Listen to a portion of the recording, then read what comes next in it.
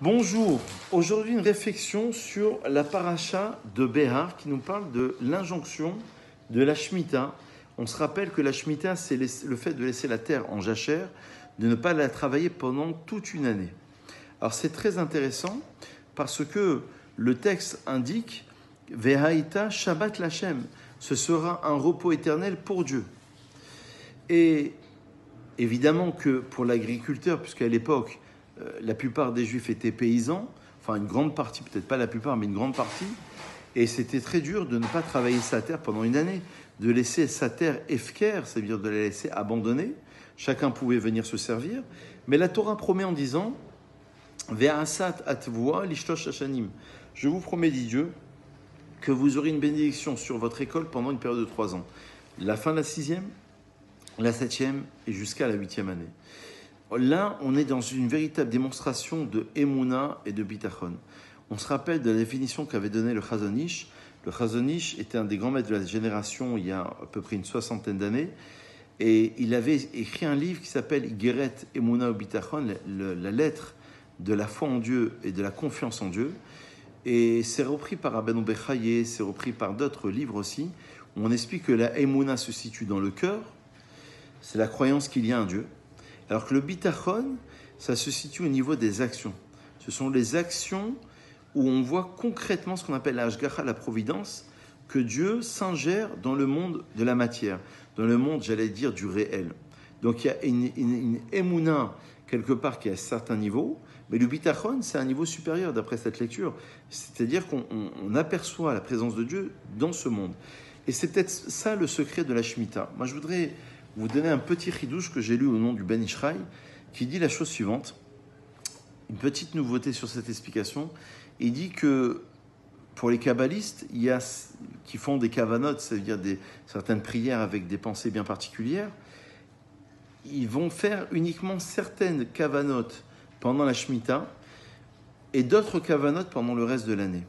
Et il dit là-bas le Ben Ishraï que toute l'année de la Shemitah, elle est tellement sanctifiée cette année, et d'ailleurs, on se rappelle que cette année, nous sommes en train de vivre en Eretz Israël, puisque ça s'applique qu'en Eretz Israël, l'année de la Shemitah, ce sont considérés, les jours de cette année, de la 7e année, sont considérés comme étant des jours de Chol HaMoed, d'après le Ben Ishraï, des jours de demi-fête. On se rappelle que pendant Pessah et Sukkot, on a les premiers jours, les derniers jours qui sont des jours de fête, et les jours intermédiaires des jours de demi-fête. Donc pour vous dire qu'il y a une certaine forme de sainteté reliée à la terre d'Eretz Israël. C'est pour ça qu'on appelle ça Eretz HaKodesh, la terre qui est sainte.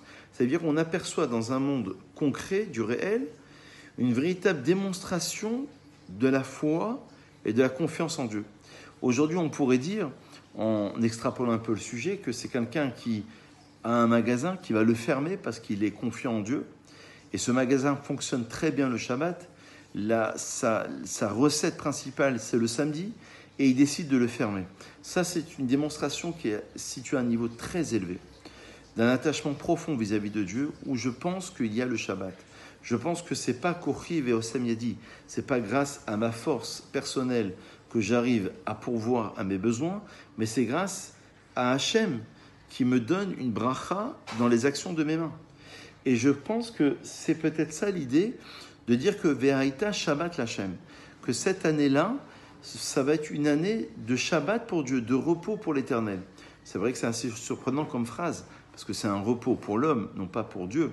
Mais ça veut dire que on est tellement attaché à Dieu pendant cette année-là, qu'on se détache quelque part du monde de la matière, de la terre, dans le sens premier, du monde vraiment concret, où il y a la production, et on se dit, tout ne vient que grâce à Kadosh Baruch Hu. Donc, on a un devoir, si vous voulez, de travailler en semaine, puisqu'on va l'extrapoler entre la sainteté reliée à l'espace avec la sainteté reliée au temps. Le temps, c'est le Shabbat. Et le Shabbat, c'est exactement la même démonstration. Le Sefer Eitzira explique qu'il y a trois formes de sainteté.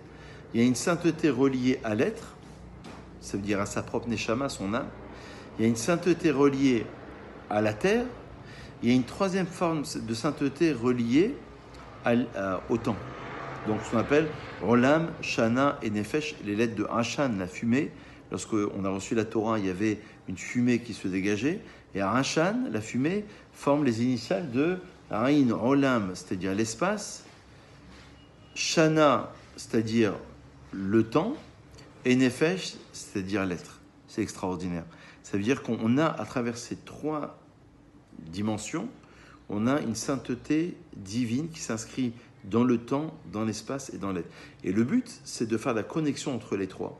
Et non pas comme ça a été compris dans d'autres théologies ou d'autres religions, la prophétie de Ésaïe que nous employons dans nos prières quotidiennes, où on dit Kadosh, Kadosh, Kadosh, Hashem Sevakot, toi, Hashem Dieu, tu es 3 fois saint. Donc on ne parle pas d'une triple sainteté, on parle d'une sainteté qui s'inscrit sur 3 niveaux différents, le temps, l'espace et l'être.